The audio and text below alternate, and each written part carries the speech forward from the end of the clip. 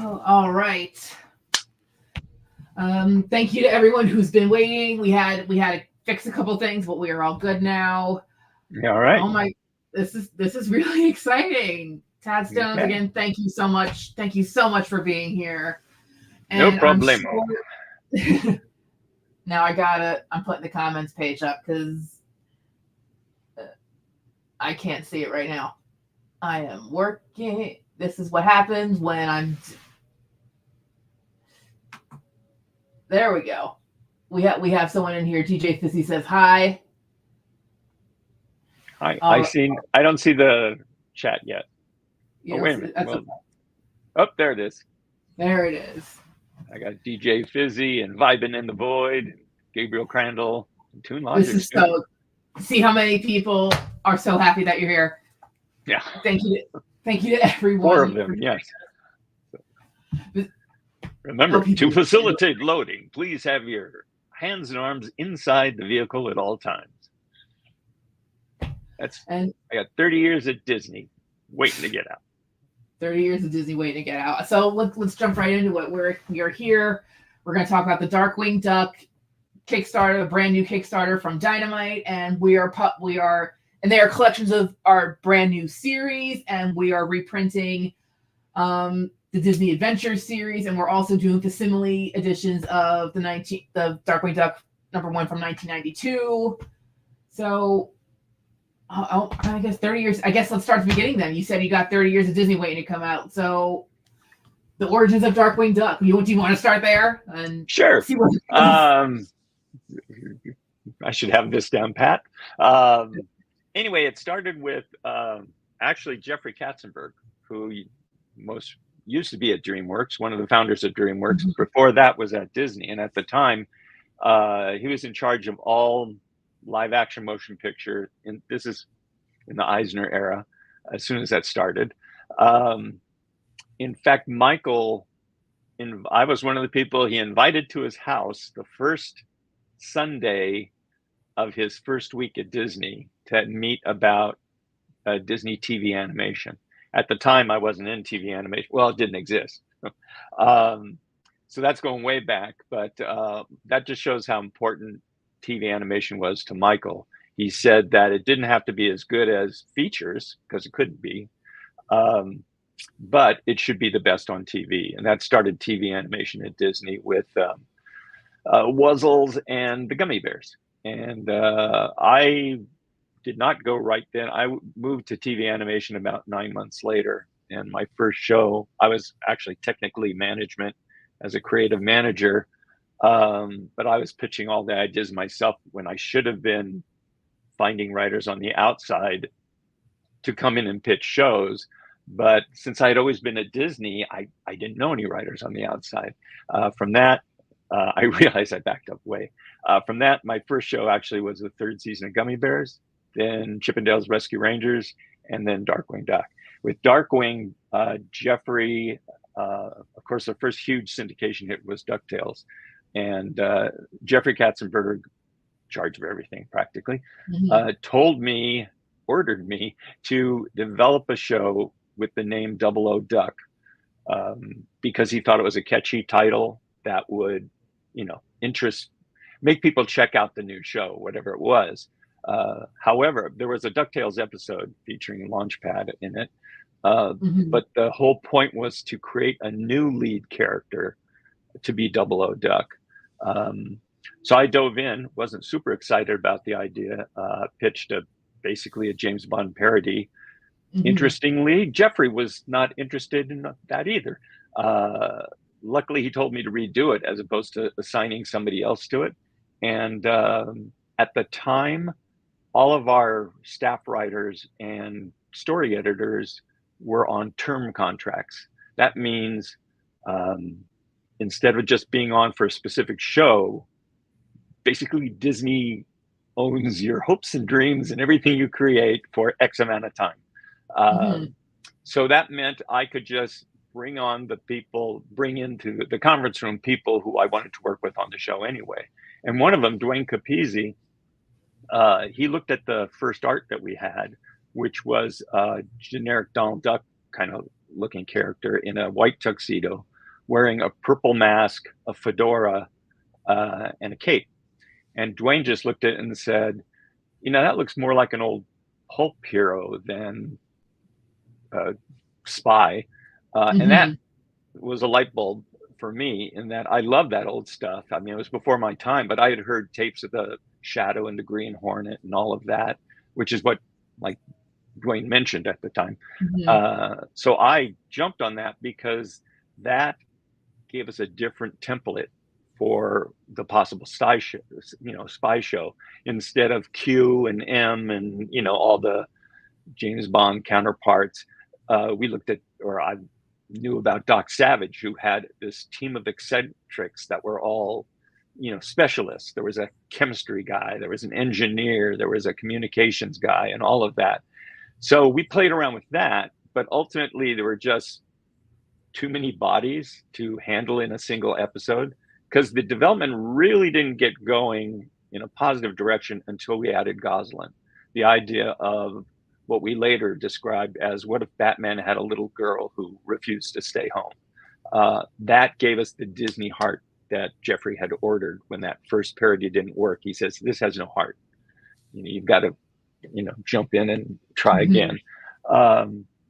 Anyway, so we definitely wanted Gosalyn in the show. So we really didn't have room for another 4 people in various modes. So we just cut that way down until Launchpad had always been in the background, had been part of some of the pitches. Again, not as the lead character, just as it was like having a famous character actor or something. He was well known in DuckTales, so it was like having a guest star with a little heat. Anyway, obviously we cut it down to the trio: Darkwing Duck, Launchpad, and Gosalyn. And Jeffrey loved it. They went out to sell it as 00 Duck. And luckily, in hindsight, we didn't have the rights to say 00. I mean, you'd seen a lot, including the DuckTales episode. The people who own the rights would let little things go, but suddenly here was Disney taking out double-page ads in Variety and Hollywood Reporter to announce this new show 00 Duck. And at the time, they were trying to re-energize the Bond franchise, and they said, no, you can't do that. So we suddenly needed a new title, and you work with one thing in your head, and that it stuck there. So I didn't have any ideas, and we had a contest at the studio, and we got every alliterative name that you could think of that went with Duck. And curiously, it was Alan Burnett, who was working at Disney at the time, who came up with the name Darkwing. And I had never thought of Nightwing. I was stuck in just pure Batman. And I loved it. And I said, that's the hero that he thinks he is. Let's put Duck with it, which adds the silliness, which is truer to what he actually is. Alan was at Disney a little while longer, and then he went on to do a little show called The New Adventures of Batman, with Bruce Timm and all that, and created animation history with that wonderful show. So he warmed up with the Duck Knight before he went to the Dark Knight.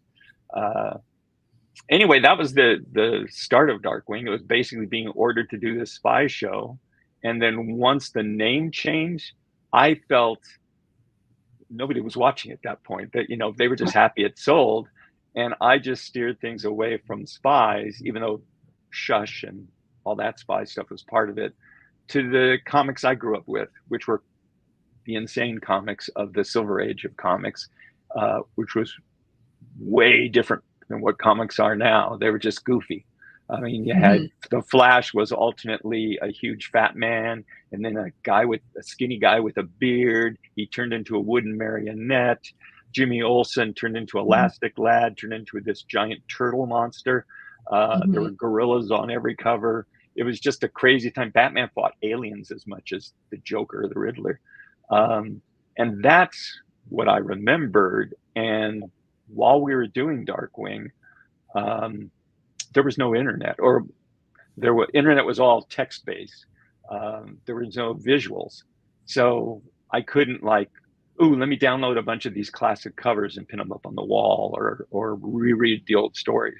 Now, that was probably a good thing, because if I had been reading those things, I probably would have self-censored and thinking like, oh no, we can't rip this off, or can we parody that? How far can we go?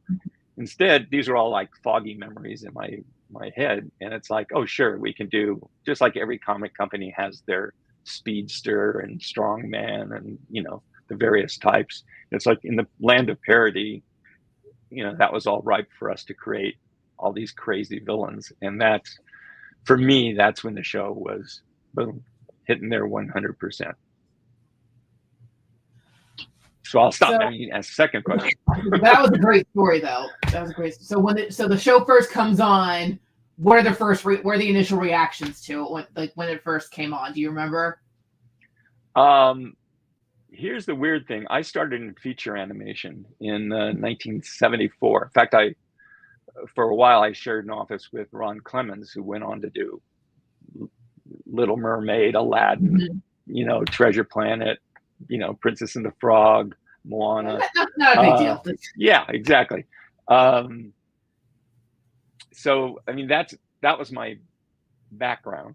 But Ron and I arrived there about 3 months before Glenn Keane, so one of the top animators of all time.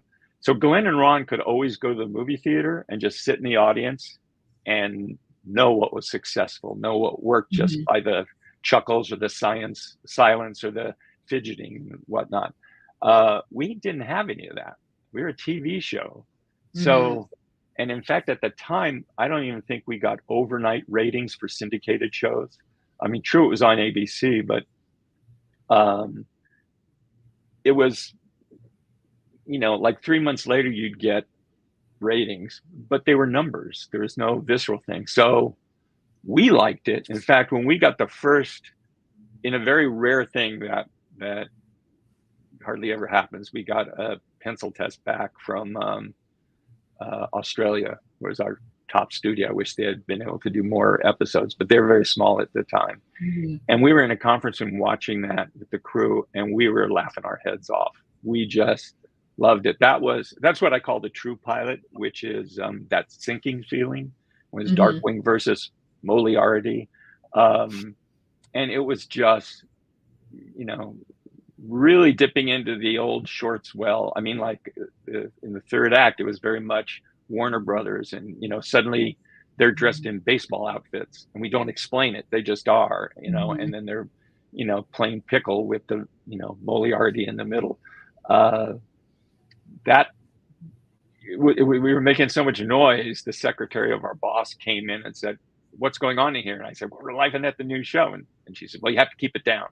It's like, this is a really big thing, this episode that everybody's laughing at. So we were enjoying it. But it wasn't until, frankly, I retired in like 2016 that I went to my first convention as a guest. And I had fans come up and not just said they liked it, but I didn't expect this at all. I had 3 fans who got misty-eyed or outright cried because the relationship of Darkwing and Gosalyn meant so much to them. They each had a very rough childhood with missing or not ideal fathers. And that bond, which we intended, to make it, I said, look, we want to make Gosalyn as crazy as possible, but they always have to be, they should hug, they should say they love each other, and that gives us permission to do all the wilder stuff with them.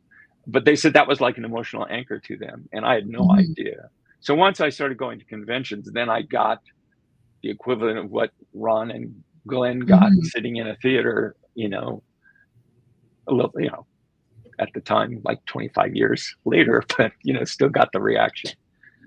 So I guess it did well because people still seem interested, obviously, by the numbers on the Kickstarter going up.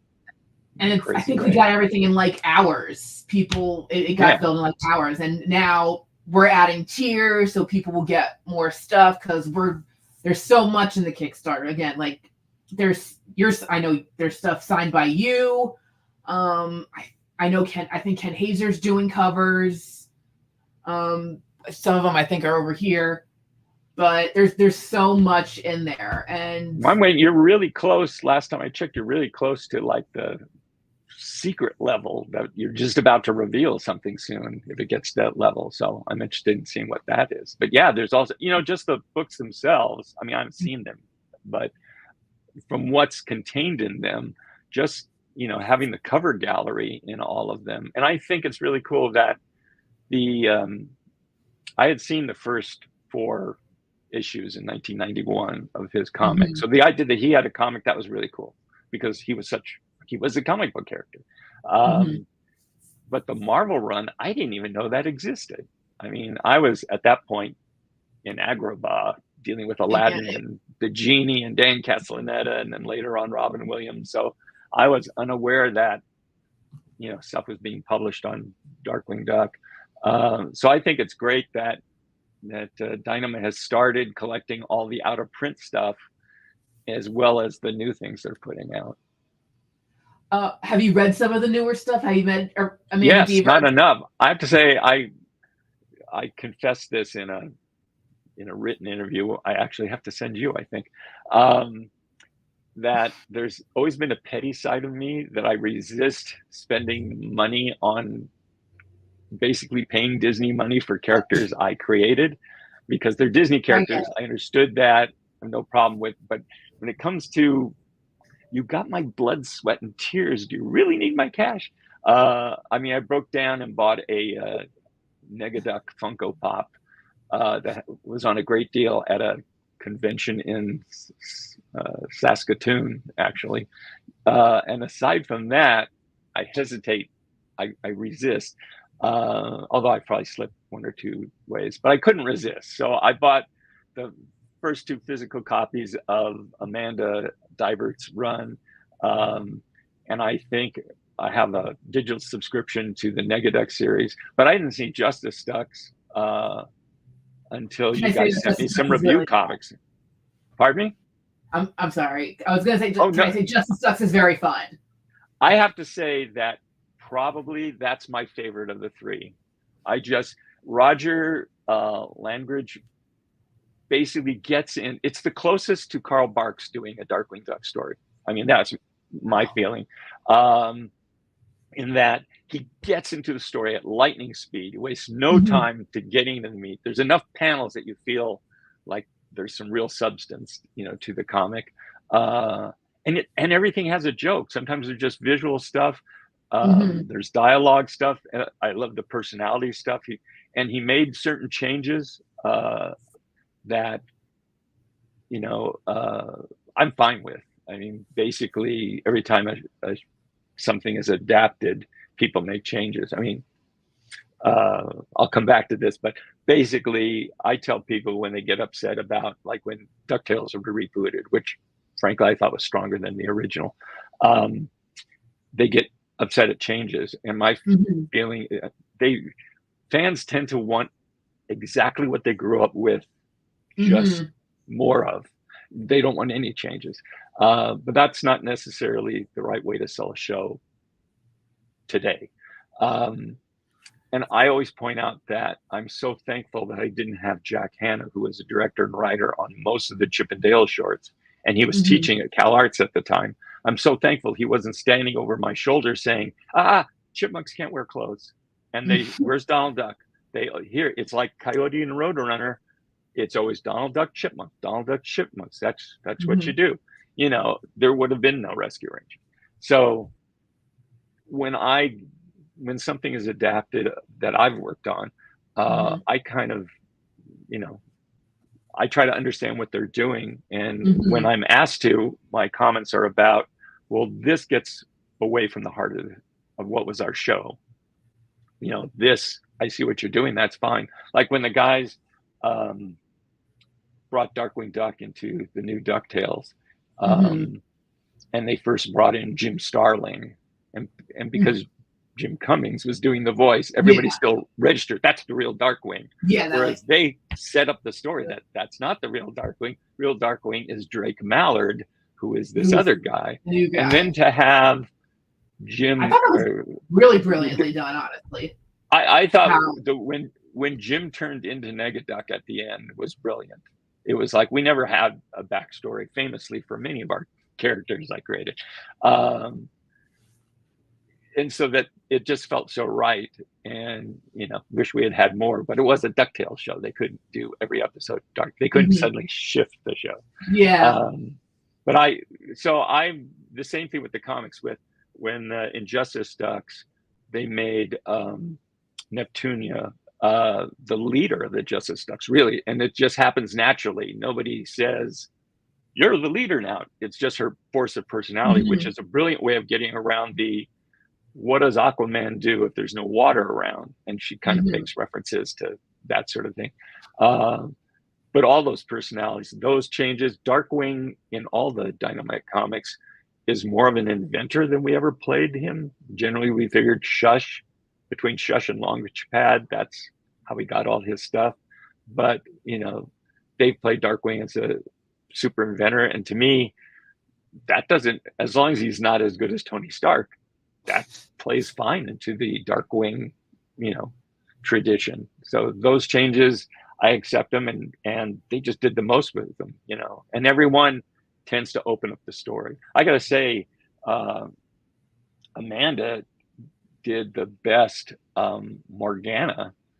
I mean, that's she loves Morgana, right? So that is right on the money. In fact, a lot of fans' favorite episode in the series, or two-parter, is Justice Ducks, and what I've always cringed about that episode was that Morgana is really played kind of helpless and inept, and in the Dynamite comics, she's more like the other episodes we had of her, where she's very formidable. Things can go wrong with her spells, but I just thought she did a brilliant job, you know, on that character.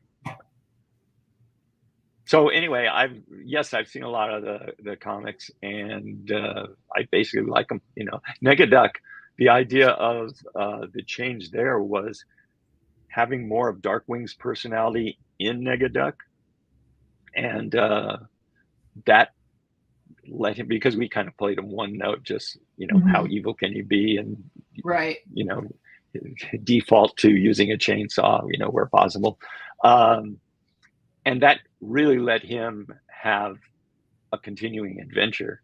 The other thing that actually the biggest change from the show that the comics do is they treat Darkwing's reputation as if he's recognized as a hero in St. Canard. Whereas our thing was, oh, that's what Darkwing would love to be, what he just is desperate to be, but he's never gets the recognition. In fact, we always played it that the reason why he had an instant irritation with Gizmo Duck was that Gizmo Duck did get the key to the city, is seen as this wonderful hero, does have this wonderful reputation, and, you know, it just irked him. So that's frankly the biggest change the comics have made, but it doesn't get in the way. It just frankly makes things simpler, especially in the Justice Ducks, where you don't have time to, you know, play every beast, you know, in every issue, the B story B, Darkwing is frustrated that everybody is sharing the credit. I just think that's a home run. Plus, I think Carlo changed his style for that one, and I think it's a much stronger style. I mean, the way he does the characters in that, it feels more original and more solid. You know. So anyway, I'm enjoying the comics. Feel free to send me more digital issues, by the way. Yes. I would love that. I'll let the team know. Yeah. Well, especially, I mean, Roger, like, I mean, it's not a surprise. Roger's been doing humor in comics, which is not an easy thing to do, since Judge Dredd, and he did Fred the Clown and Popeye, and then the Muppet Show. that he did for Boom. I mean, it's just, again, really great. I think it's a super strong comic. And I've said this because I've talked about all the series on Dynamite multiple times whenever we show off the next issue of a series. Like, when you read it, you really can see the cartoon in your head, and that's how it plays out. You can hear the voices and you see the art, and it just comes alive when you read the series. And I think it's a great compliment to the show, if that makes any sense. Yeah, well, certainly the actors who added so much. I mean, Jim Cummings as Darkwing. I went to Russia just before the pandemic. Was my last big convention I went to, and I was like a rock star there, because when the Iron Curtain fell, the first Western cartoons they didn't have a big animation industry at all. They're very good stories, weak animation, generally Russian folktales is what I was told. Suddenly here comes these chunks of the Disney Afternoon, Rescue Rangers and Darkwing Duck, and Teenage Mutant Ninja Turtles, I think, was also some of the first cartoons. Anyway, I had people standing in line consistently for 4 hours just to get a picture with me or have me sign something. It was insane. And it turns out that they explained it to me, every kid of that generation saw the show. It wasn't because they didn't have all these channels. They didn't even have 3 networks. They had this show that came out on weekends, and then they would sell tapes in the bootleg tapes in kiosks at Red Square. And that's, it wasn't policed or anything. It was like, that's how popular shows were distributed. And I don't know how I got on that subject, but anyway, how they reacted to Darkwing, it was funny in that, what I came to understand through interviews that I did there, they finally said to me, Tad, we didn't know Darkwing Duck was a parody. And it was like, I realized they had no superheroes. They had no Twilight Zone. They didn't have all that stuff that we had such an, fun time playing with, Twin Peaks, what was that? They wouldn't have known that. So basically I got credit for 40 years of science fiction history in some ways, and all the B movies of the 50s and 60s. So anyway, I forgot how I veered to Russia, but it was insane. It's crazy what you realize, like, when you watch a show once you grow up, and then you're like, oh, that's what that means, or that's what that's in reference to. Yeah. And my favorite shows of the series were the ones where we basically, had fun with the medium itself. Twin Peaks was an example. Comic book classics. And I don't have, it's hard for me to watch the old shows because I just see the things I would want to fix or edit out. But I mean, that Comic Book Classics was so great because Darkwing complains about how he's being portrayed in a comic book. And so he's going to write the script himself. And we basically play out what he's writing in the script, and then various people take control of the typewriter, and it changes up to the point where they set a coffee mug on the artwork, and that turns up in the adventure. Splatter Phoenix was a fantastic character, and we went into paintings and changed the styles of all of that, and those are my favorite crazy ones. The wilder we got, Anyway, by the way, I am not multitasking, so I'm not watching the comments at all. So if you have somebody finding questions, that would be good, because I'm not seeing them. I'm just blabbering. Yeah, if anyone has a comment or a question for Tad, or just something they want to, or whatever you want to say, please give us a shout out. Please ask a question. I was gonna say, speaking of social media, do you have a lot of people reached out to you? Are you on social media? Are you on? Yeah, I got off Twitter because I heard this great podcast where basically the person was saying that because everybody complains about what kind of a place it's become, and they say, if you're on Twitter, you know, to complain about Twitter, you're like handing them money, you know, basically. So if you don't want the internet to be that way, don't engage with the internet that way. So I finally got off that, but I'm on Facebook because I'm old. And there's plenty of fans on Facebook because it's been around for so long. A lot of Darkwing pages and things like that. So I'm on that, and then I'm on Blue Sky. So I've narrowed it down. I've got some stuff on Instagram. I always forget to check the messages. I remember somebody getting so irate that I didn't answer him, you know, and I didn't see his message for like a week or two. And I explained, you know what? And that earned him a block anyway, because he got really angry and foul. And it's like, I don't need to engage with you. And Blue Sky is just a very peaceful place. And basically, I follow artists and writers, comic writers mostly. And, you know, I've gone back and forth a bit with Jeff Parker. And I just followed Roger because I have to tell him how much I love his work. So that's just a nice, instead of an algorithm feeding me stuff, I just follow all the people I want to. And that's your feed that comes through. You don't get the random stuff. So I'm on social media a little bit. Has anyone, like, have you ever met someone in public and when they just ask you, oh, what do you do? And you just like, I work for Disney. I work on cartoons. And like, have you ever just casually mentioned to someone like, oh, I created Darkwing Duck? Has anyone like gone, wait, that's you? Actually, more often than not. Yeah, when I need to, that's always a dangerous thing. You don't want to like bring it up and have them be blank. But it happened not too long ago the typical thing is of a certain age range, obviously, is like, oh, you made my childhood. I mean, we hear that over and over again. So,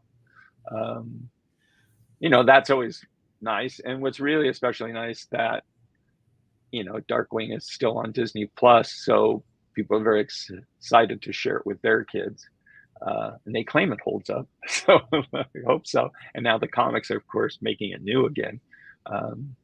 The only show I don't have on the air is Buzz Lightyear of Star Command, which I think was a great show, but they've yet to put it on. There's Buzz Lightyear fans out there. I know. Yeah. Well, I always say there's kind of a nostalgia window that shifts through as people age in and age out. Basically, it's like, oh, I remember this from my youth, and now I have disposable income, so I'm going to a comic convention and buy stuff. Right. Those are the people I like. Although I've not been to a convention in ages, so and they better get me while I'm still mobile. Jason Linder from Facebook says, I don't have a question. I just want to personally thank Tad for his creations. Darkwing was and remains a huge part of my life. Aw, that's very sweet. Thank you. I always point out, I mean, yes, the way the WGA looks at showrunners, if you apply that to Darkwing Duck, there's not a question. I am the creator of Darkwing Duck. However, in reality, it's like, yeah, I did a bunch of designs, but I had I don't know, around 80 artists and writers working on that show. Then not even counting the international crowd, you know, probably 100 actors. And yeah, exactly. And then the studios all around the world, all that to, you know, bring him forward. In fact, I got away from Jim Cummings. I meant to say Jim Cummings. That's how I got away to Russia, because Jim said, oh, I should go back with you. And the problem is, it's like, Jim, you're not Darkwing to them. In fact, Darkwing isn't Darkwing. He's called the Black Cloak because the translation of Darkwing Duck has way more syllables than you can say when the character says Darkwing Duck. The voice would still go. So he's called the Black Cloak. Anyway, even though internationally other actors have done Darkwing, Jim Cummings was our Darkwing, meaning the Darkwing of the staff who was creating the show. And I watched Jim create the voice interpretation with Jeannie McSwain, who was our voice director. Jim calls me Darkwing's dad and Ginny Darkwing's mom, because I watched them. Jim did a funny, like, flattened expression, a different way of getting hit, and obviously Darkwing got hit a lot. And then I remember one or two shows later, he did a standard reaction. She goes, no, do that flattened thing. And that was a case of her reminding him of the stuff he had done that was unique. And then Jim would just improv, a performance where instead of just saying yes, he'd go, yep. And it's like the writers heard those tapes and they started writing that into the scripts. So Jim really is a huge part of creating the character of Darkwing, even when he's translated into Spanish or, I was going to say Mandalorian, German, Swiss, or not Swiss, I should say, all of Europe into Africa, around the world. It's amazing, but it all came from us and Jim working back and forth together, and it was a fantastic time. It was a very rare time because back then there's a huge amount of pressure while we're developing it, and then it gets sold, and then the boss would look at like the first two scripts or first three scripts usually, and gave a lot of attention, a lot of focus on those scripts to make sure you're delivering the show that was kind of promised, or at least something very entertaining. And then he was busy running the rest of the studio. So, and I'm not talking about Jeffrey, I'm talking about Gary Kreisel, who really was the head of TV animation and really made it what it was as far as attracting talent, selling shows, and all of that. So basically, from like the third script until the first animation came back, nobody was watching us. We didn't, we just did this crazy stuff that we wanted. There was an executive assigned to the show because they thought it was valuable to have a person who knew what the show was supposed to be, but is not one of the writers or anything, that can just say, hey, I think you're missing this part of his character, or you forgot to do that. But fortunately, our editor our executive in charge was a guy fairly new to the studio named Greg Wiseman. Now, Greg, everybody knows him from Gargoyles, but he was an editor or assistant editor, I don't know what the official title, at DC Comics.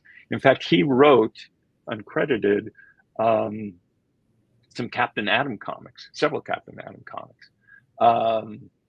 So Greg knew all the Silver Age references and could give us creative suggestions. He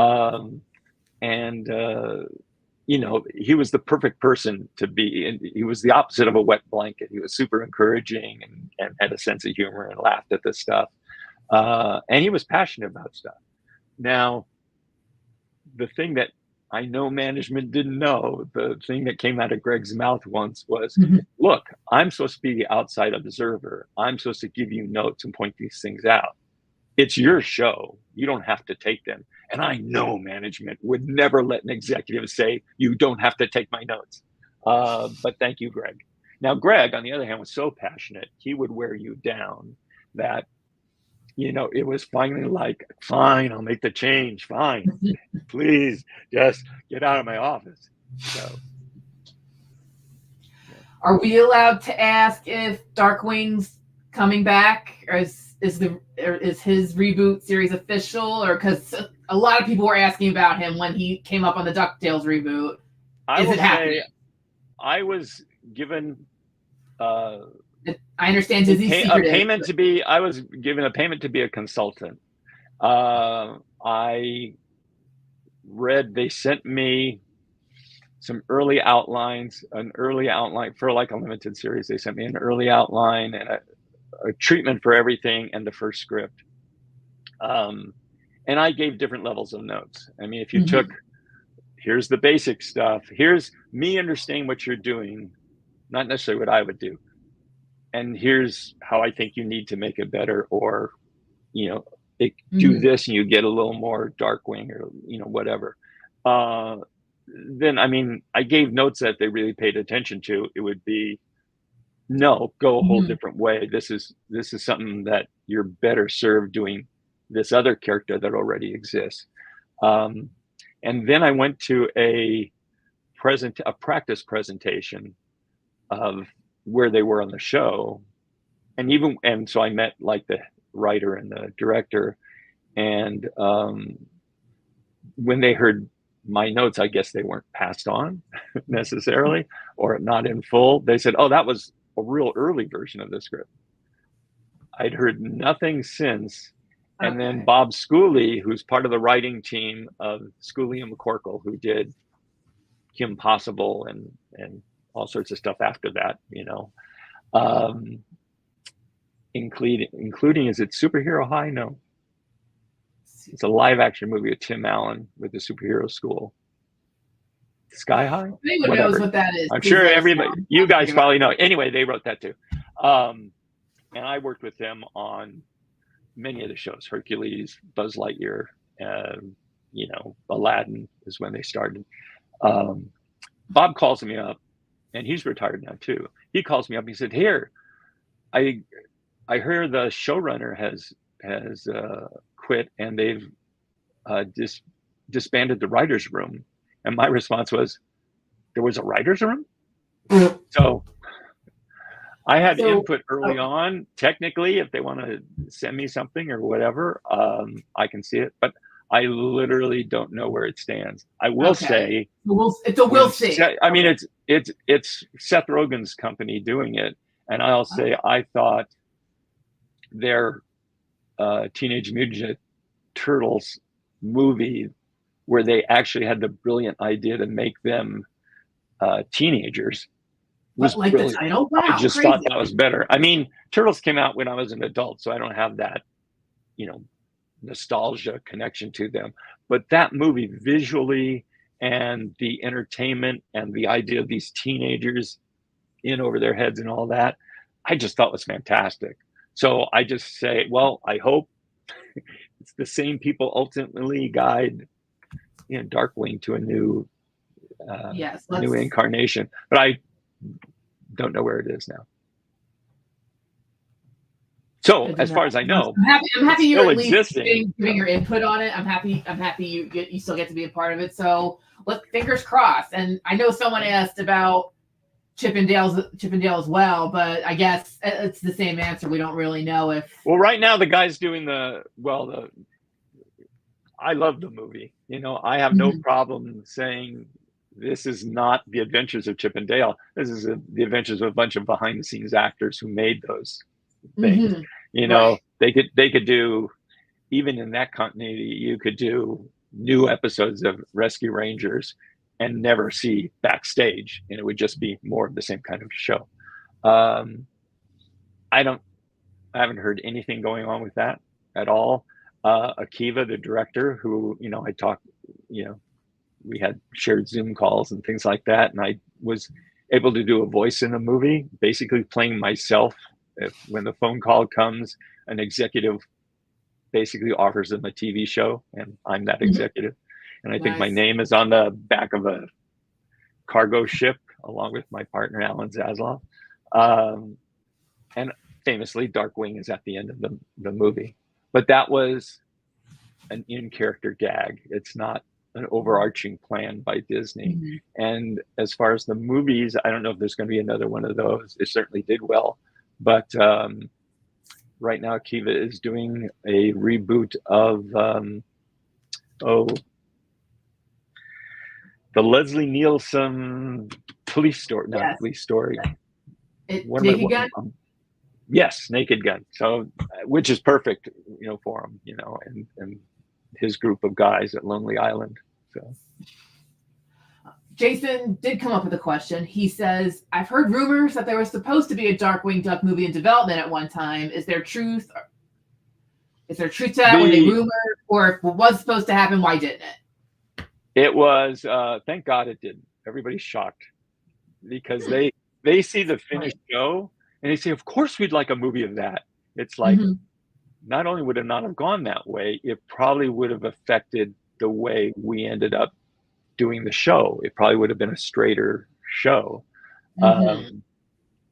Mine was a Silver Age show with Silver Age continuity, meaning almost none. When Negaduck appeared, I really loved Negaduck, and we got rid of him. And I said, I like him. Let's bring him back. And we never explained it. He just came back. And my story editors all asked, how do we explain it? And my answer was, you don't. You know, there were never Silver Age comics showing how the Joker broke out of prison. Batman was constantly catching these guys and throwing them in Arkham, and they were constantly on the street. So I never asked the question. I just watched the adventure, read the adventure. I thought I would lose my track when I started on that, and I did. So what were we saying before? Was there going to be a movie? Oh, the movie, of course. Jeez, yeah, I'm old. Anyway, so the DuckTales movies was being made, and they expected huge things from it. And for whatever reason, it went out there, did okay, but way under what they wanted. I mean, it wasn't a Disney feature animation production, so it was DuckTales in upping the quality and out in the movie.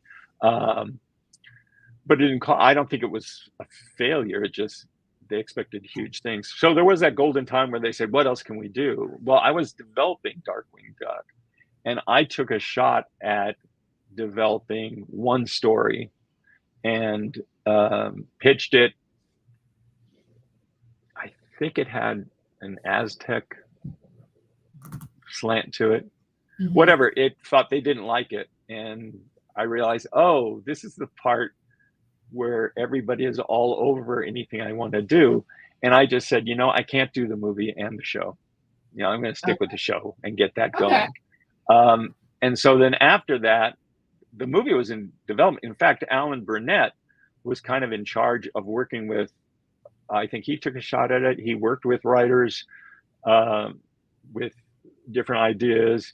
Our studio in Paris did a version of Darkwing, which had gorgeous art, totally ignoring everything about the show. It definitely was the guy in the white tuxedo. Taurus Bulba, I believe, was in it as this massive guy. Again, without the show, you looked at that and you say, yeah, let's do that. That's like Black Sad or something, or it could have been. There was just a few drawings and a lot of writing. And after DuckTales came out, it was just like, okay, we're not going to go into this at this time. We may do movies in the future. So again, my feeling is, had the movie gone, suddenly, especially those episodes that I love, we wouldn't be doing the Twin Peaks or Sinking Feeling or, half that stuff. We were kids on the playground not being watched. We were having a great amount of fun. So it basically petered out because DuckTales was not this huge. It was a huge phenomenon on TV. In fact, George Lucas told us once that DuckTales is to the TV animation as Star Wars was to movies. It was a huge change. No, I mean, you could argue with that and say, well, He-Man kind of started the whole syndication thing, and obviously G.I. Joe and Transformers and all that, which were all around the same time, as I recall. But DuckTales was huge. I mean, they went into markets where none of the stations were playing cartoons and convincing them, no, in the afternoon, you got to play these cartoons. So that was a whole different world. So once that movie, as popular as that was, the movie didn't do that great. They said, well, I mean, Chip and Dale was already in the past. They weren't going to go. They wanted to connect it to whatever new things are going on. I mean, obviously, Tailspin, if you go the adventure side of Tailspin, could have been, a wonderful movie. Tales of the Golden Monkey, Rage of the Lost Ark, all that stuff. You could easily see a really cool movie done of that. But they were saying, no, we want a movie to come out and hype the series, which ultimately led to Return of Jafar and the creation of the whole direct-to-video world at Disney. I mean, that was because we would do 4 episodes. Like Darkwing had 2 episodes, but the typical thing after that was to do multi-part well, before that too, multi-part episodes that could then be cut together and run on like a Friday night as one movie, and then the series would start the Monday after. And Darkwing, I don't know why there was no pressure to, but we just did a much shorter, concise thing and got on with all the cool stuff. You said a couple times how much you love Negaduck. Would you say he's the favorite villain or your favorite villain? For Darkwing? I would actually say Megavolt. You know what? It's Megavolt and Bushroot, because it's not about who's the most formidable villain. And this has to do with the actors, of course, doing the voices.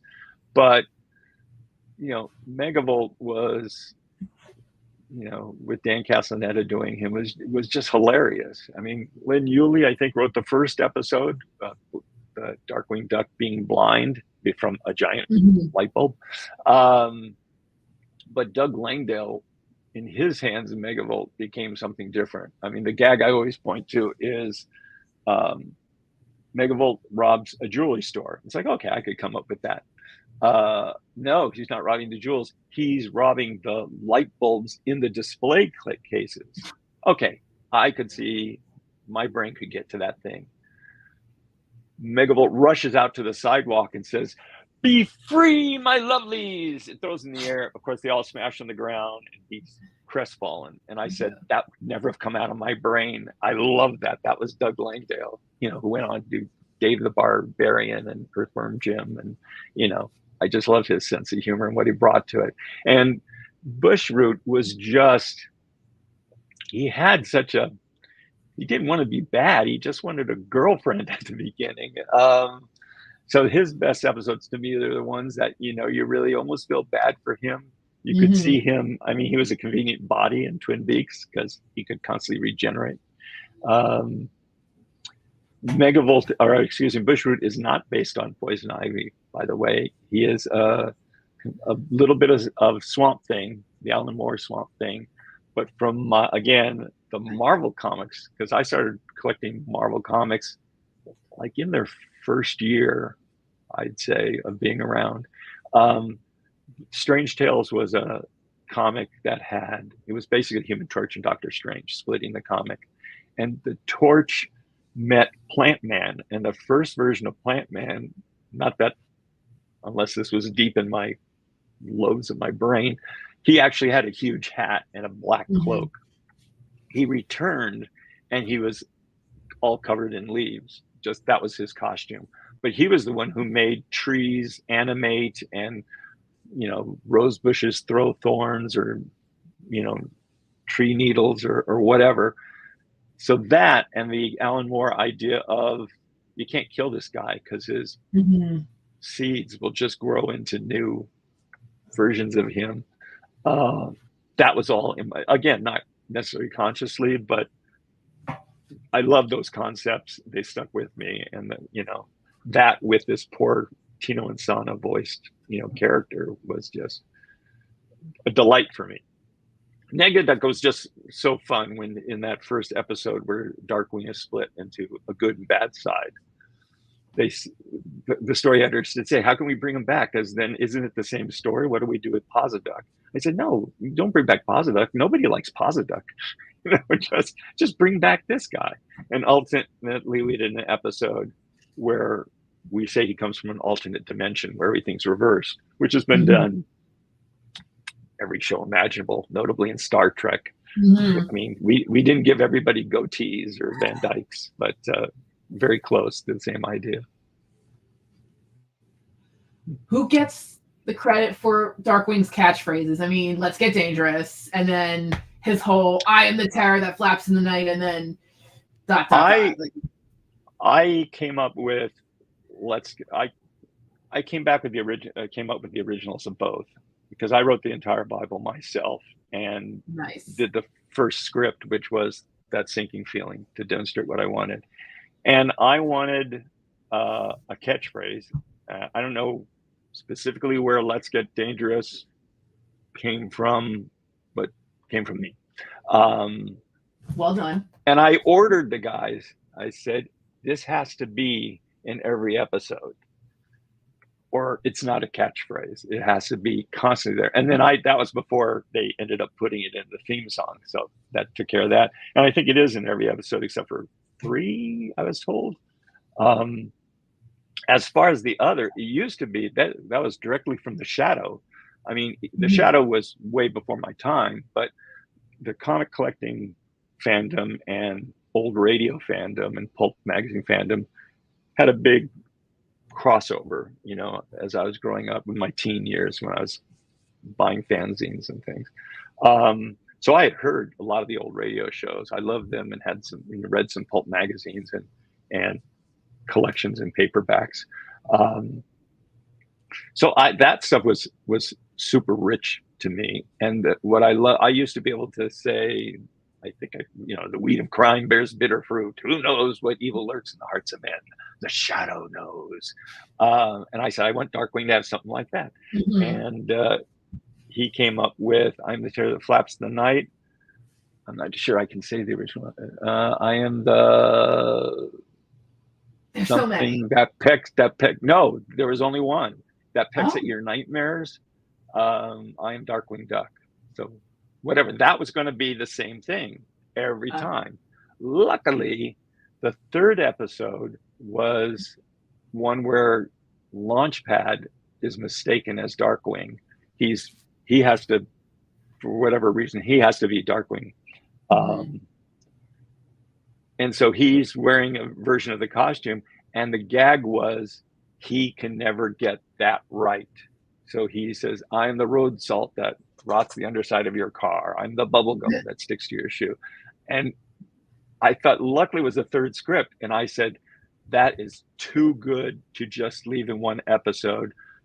Go back and rewrite those sections of those first 3 scripts. From now on, everybody took to it, tried to outdo it. And Jim Cummings would add in, some too. So I mean, that became as hilariously his trademark. And it was, again, part of like, nobody's looking at us. I don't have to follow the rules. Let's go back and do this. So that's how that, and also luckily, that episode went to our French studio, who are also helping out with features. And so it turned out to be like the second to last or something like that episode to return from production, just because they took they did a great job on it, but it took so long. So we didn't have that version of Launchpad. I mean, it's still one of the episodes. So it may just be like, oh, he's trying to be Darkwing and actually doing a better job of it. But that's where those things came from. It was, again, that's the pulp tradition, still in Darkwing, just like all that spy stuff came from the 00 Duck days, that we kept in because, not that we did a lot of international episodes, but it was like, if someone said, oh, I want to do a show in the Antarctic or something like that, Shush is this international organization that could say, we've got trouble in Antarctica. We've got to send you there. And, it just, I always love looking for new ways to give you new stories. And obviously Gosselin, her addition wasn't just, because we needed a female character. She just added more storylines with her personality and being in the Darkwing household, and the neighbors. Just an aside, the character that's hardly in the show at all is Tank, who's Honker's brother. He's up there with Richie Cunningham's brother, who used to be in Happy Days and then went upstairs and never came down. Anyway, even in the development, in the pitching process, I said, we're not going to be using Tank because that's only if we're doing half the show in the neighborhood. And we're doing, yes, Drake Mallard's in the show, but we want to see the guy in the cape. And I pointed out to the boss, but the boss is the one doing the pitch by that point. And I do this because they used to be on matte cards with a little, your script on the back of them. So you'd show them and then flip them over and all that. And anyway, he says, But every time I pitch that and say tank, it gets a huge laugh. So we kept them in, and then it's like I wasn't going to steer the story, I wasn't going to break things to just include this one character. So, Hank's in there very little. He came back in that reverse Negaduck world because he was it's like, oh, here's a good guy because he's so evil in the other world. Again, I thought in the animation industry, when DreamWorks went into TV animation, I thought there would never be another situation like the Disney Afternoon where we don't have to pitch to Buena Vista, our distributor. We don't have, and we had internal standards and practices, and certainly regular standards and practices for the ABC episodes. I said, that's never going to happen again. You're always going to have executives. These days, they're part of the team. And I don't understand how you have somebody who can say no, who's not the showrunner, sitting at the table as you're trying to do the show. But I don't know the details of how things are happening now. So I said that was never going to happen again. And then DreamWorks said, we're going to TV animation. And they were approving 22 episodes starting series. And I said, oh my God, they're going to be able to do the same thing. And sadly for the creatives involved, because I had a meeting on an early script for one of the shows. And by the time I had the meeting and then checked back in, that showrunner was off and gone. They ran through a lot of stuff because DreamWorks put people who were connected to features in charge of TV. And there's such a different world in terms of how fast you have to get things out the door, that they ended up giving just as many notes as, there was a chance for they got these great creative teams together and they could have let them run free. And instead they were noted to death. And then they found their way. And obviously DreamWorks certainly put out some great shows the more they went through, especially when they created original stuff, not based on the movies. That's just my opinion, though. As much as I would love to go on for another hour, I think it's probably past if we start wrapping up. But this was awesome, though. This was so awesome hearing your side of Darkwing's origins and where he is now. So I'm happy to be here. I'm happy to be. It's so nice to have questions. I wish I could. Let people ask more questions, but yeah, I'm sorry, but we do hope everyone checks out the Kickstarter because it's live now. And again, it's our newest Darkwing Duck series, Negaduck, Justice Ducks. It's going to be the reprints of the Disney adventures from Marvel. And Amy is arranging all sorts of interviews for me, both written and Zoom and stuff like that. So hopefully I won't be telling the exact same stories constantly. So, although people tend to ask the same questions, so it ends up that way. Team Dynamite helped me out there, but thank you so much, Tad. This was such lovely. It's so lovely to meet you and to learn about Darkwing. And thanks to everyone for watching and tuning in. So, can we do this again soon? Hopefully, maybe. Sure. Maybe because for all the people who still have questions, we'll have to do a part two. Maybe when the Kickstarter. I mean, it'd be good if we just let them. We'll just go through their questions. We print them out ahead of time, and I can actually try to remember episode names and do research and The older I get, the fuzzier it's all going to be. I knew I wanted to keep it simple today, but we'll have to do a part two when we can. So, all right. Thank you, Tad. Thank you, everyone, for watching. And hopefully part two will be soon. Thank you. All right. See you guys online. See you guys.